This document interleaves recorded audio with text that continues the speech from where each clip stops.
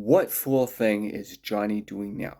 Well, here we go. Lee Hacklin, private investigator in the PTA team. Here we go, chapter 6.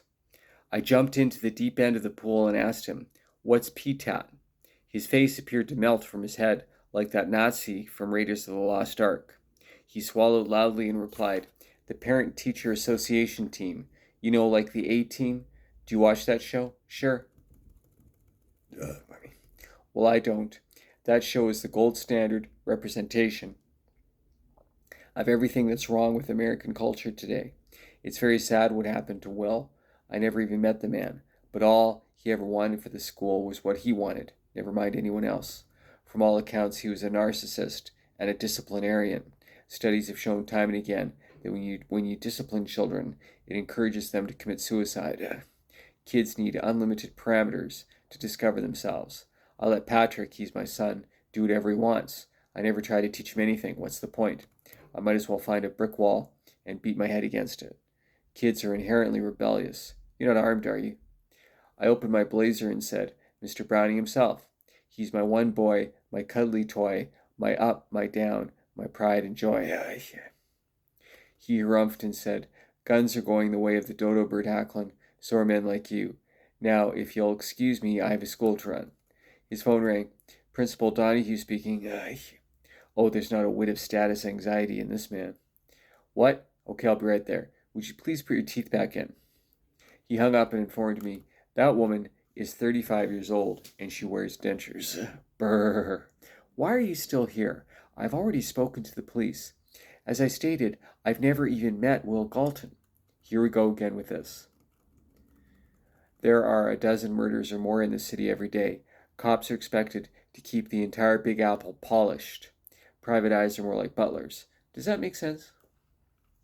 He sighed and said, "Yes, I suppose it does. I'll cooperate with you up to a point, but for now I have to go. Some poor kid is stuck inside his locker. The more things change." He stood, straightened his tie, and headed for the door. I followed him out, checked my pockets, and lied.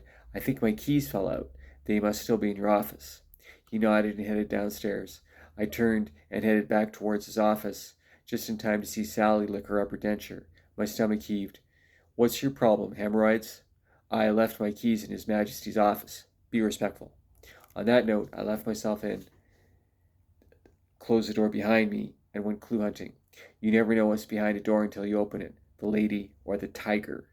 I went through his desk. He had a copy of the Communist Manifesto by Karl Marx in the front door. "That's okay. This is America. You can be as nutty as you want to be, as long as you're not a jerk about it. Hello, what have we here?" In the bottom drawer, not safe for work, under a copy of this month's Penthouse magazine, with an iron will, I barely, pun intended, glanced at it. I found an unmarked envelope. There was a single sheet of paper inside.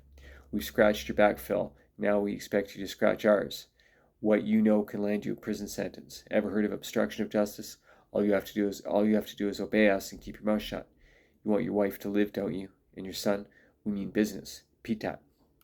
I fished out my handy-dandy Instamatic pocket camera and took a picture of the letter. Then I put it back where I found it. The door opened. "Oops," said Daisy. "Did you find your—" "Hey!"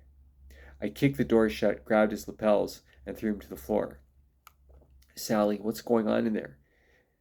"Donahue, never mind, Sally, it's fine." "Sally, I'm going on my lunch break." "Donahue, that's fine, Sally. Don't forget your choppers." Donahue sat in the chair I'd been sitting in, and burst into tears. "Please don't hurt me." I showed him my camera. "This is going to the New York Times. It's a picture of that love letter I just read from PTAT. This is a pivotal moment in your life, Phil. No matter what you do or don't do, your career is going down in flames. Never mind your career. You have your family to consider. Who killed Will Galton?" It's a first draft. Thanks for watching. Don't forget, God loves you, and so does Johnny. Cheers.